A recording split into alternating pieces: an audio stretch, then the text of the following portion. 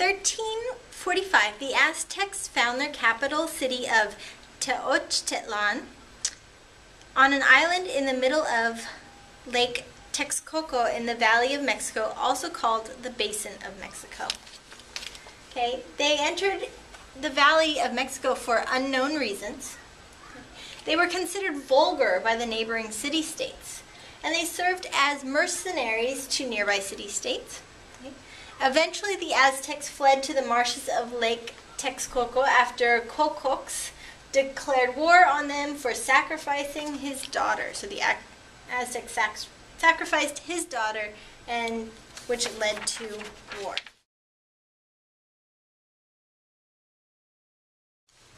The eagle and the cactus. These are symbols of a divine prophecy. After building Tenochtitlan, the Aztecs destroyed all records of their past and created a more favorable history. So they basically rewrote their history to make it look better for themselves. Priests taught that the Aztecs were nomads who built Tenochtitlan on a spot designated by the gods. Life in a hostile environment. The Aztecs used chinampas, or floating gardens, to produce a food supply. They created canals to improve trade and transportation. And they discovered culinary delights in lake products such as algae and ducks. So they're adapting by finding food such as algae and ducks.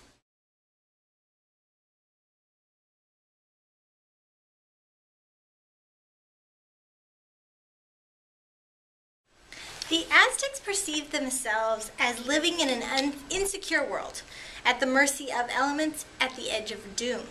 God showed their displeasure by shaking the earth, creating floods, or parching the land with burning sun. To ward off the strange, harmful forces that surrounded them, the Aztecs paid homage to a wide pantheon of gods. The ancient deities of Tlaloc, god of rain, Tezcatlipoca, the favorite of the warriors, and Quetzalcoatl, the god of the planet Venus, of wind and high civilization, were only a few of the more prominent gods that were worshipped. It is understandable that religion, and especially worship of the plumed serpent god Quetzalcoatl, whom they expected to return to them in human form in AD 1519, played a compelling role in the eventual downfall of the Aztecs. A typical sacrificial ceremony took place atop a high temple, where the victim was spread eagle over a rounded stone. His back was arched. While his limbs were held by four assistants, the priest went under the ribcage with an obsidian knife to remove the heart. The still palpitating heart was then offered up to the gods. The Aztecs believed that some gods demanded a different type of sacrifice. The god of fertility was honored by victims being bound and shot full of arrows to represent the falling of spring rain. The priest demanded ever more victims as sacrifices seemed to prove successful at reversing fortunes. In order to supply victims, an almost constant state of limited ritualistic warfare, known to the Aztecs as the Flower Wars, was maintained. According to Aztec accounts, they deliberately left a nearby power unconquered so that they could engage in short battles that could be left off as soon as the required number of sacrificial victims had been obtained. So frequent human sacrifice also proved effective as an instrument in state intimidation.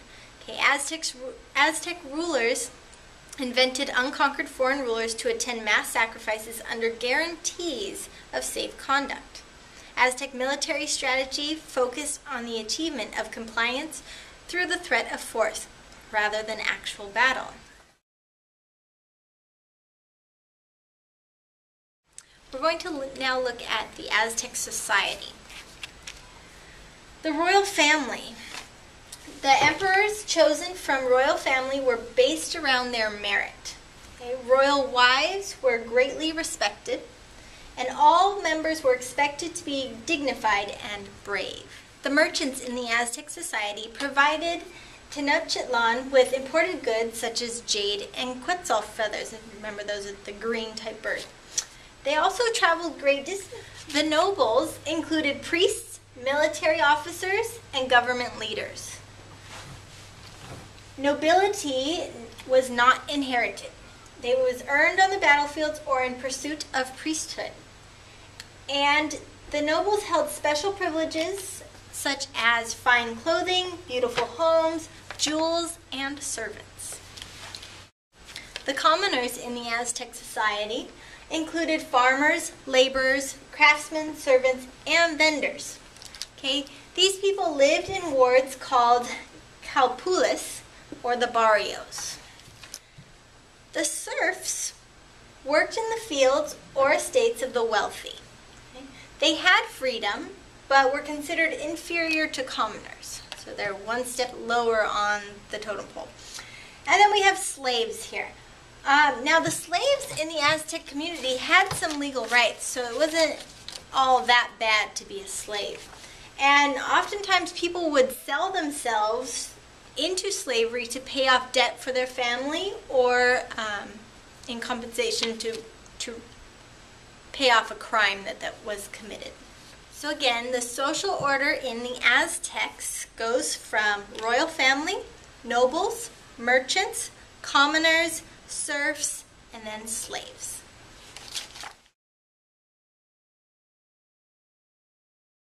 In this video, we're going to be talking about the splendor of Tenochtitlan. And our first slide here is the floating city. 3 long causeways join the island city to the shores of Lake Texcoco. One stretched to the south and branched off in 2 directions. Another went west with a smaller offshoot, and a third made the connection to the north. These broad thoroughfares, 25 to 30 feet wide, were cut at intervals by drawbridges. Within the city itself, many canals were spanned by stout bridges across which, according to Cortez, 10 horsemen could ride across. These canals served as roads for canoes carrying people and goods, so the merchants that were traveling. And it's known that the city contained 80,000 to 250,000 people. The bustling markets. At a great market, 60,000 people gathered daily. And what was going on in these markets were bartering for food, including corn and armadillos, straw mats, cloth or cotton, and luxury items such as those quetzal feathers. Okay? And during this time with the Aztec civilization, the cacao bean, the chocolate beans, the cacao beans were used as currency for trading. With architectural wonders in the Aztec civilization, the core of Tenochtitlan had a great double pyramid dedicated to Huitzilopochtli and Tlaloc, along with royal places and other large structures. Nearby was a giant rack, the Tzompantli, on which many thousands of human skulls were displayed. Now remember, the Aztecs believed in human sacrifices. From that central area, the city extended out to the residences of nobles, which were often 2 stories, and contained as many as 50 rooms and patios. Beyond were districts with the modest dwellings of commoners.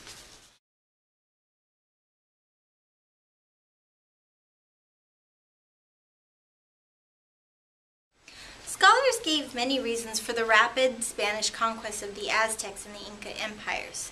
An obvious factor was their Spanish weapons were technologically superior.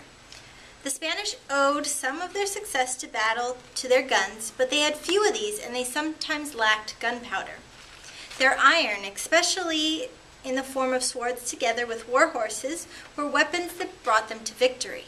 Horses were also important because of their speed, allowing the Spanish to flank opposing armies, to retreat swiftly, and to get to places where the Inca and Aztecs did not expect them to be. Military superiority alone, however, does not satisfy and explain how the Spanish were able to conquer 2 huge empires so quickly. The Spanish also took advantage of the weakened rebellious state of the Aztecs and Incan empires. Resentful subjects like that of the Tlaxcalans and the Huancas guided the Spanish through unfamiliar territory and helped them win important battles. For example, without the assistance of 20,000 Tlaxcalans, it is doubtful whether Cortés would have been able to lay an effective siege on Tenochtitlan. Pizarro, too, benefited from the bloody civil war between the forces of Atahualpa and Huáscar, which generally weakened the Incan Empire. Commercial obligations also influenced the Spanish conquest of the Inca. The Spanish were not only driven by the desire to plunder, but also by contractual obligations to obtain precious metals, particularly gold and silver. Pizarro, for example, was heavily underwritten by investors before he and his troops went south to Peru. This contributed to the desperation of the Spanish, which led them to fight the Inca despite seemingly insurmountable odds. The cultural traditions of the Aztecs and the Inca also created advantages for the Spanish. Montezuma's belief that Cortés might be Quetzalcoatl convinced him that it was safe to let the Spanish leader walk freely into Tenochtitlan. Similarly, Atahualpa failed to see Pizarro as a security threat and allowed the Spanish to advance into Inca territory without resistance. In addition, the Inca considered Atahualpa, the son of the sun, to be divine, not mortal, who could not be captured or killed. Thus, they did not imagine Pizarro could have such intentions. In both cases, the Spanish were able to capitalize on the native perceptions of their motives and gain unforeseen tactical advantages. In addition, most cultures of the Americas had warfare seasons. War was a conduct at certain times of the year. In the Spanish conquest of the Incas, the Spanish continued to fight after the Inca army had dispersed for planting or harvesting. In the siege of Cuzco, for example, the Inca army dwindled from 120,000 men to a third of that because soldiers had returned to perform their annual agricultural functions. Finally, disease brought by the Europeans had a disastrous effect on the Aztecs and the Inca. Smallpox, measles, and influenza, which the Aztecs and Inca had never been exposed to, spread rapidly through their empires. In some places, 80% of the population died. Not only did this drastically reduce their armies, but it killed many leaders, leaving the Aztecs and the Inca even more vulnerable to the Spanish conquest.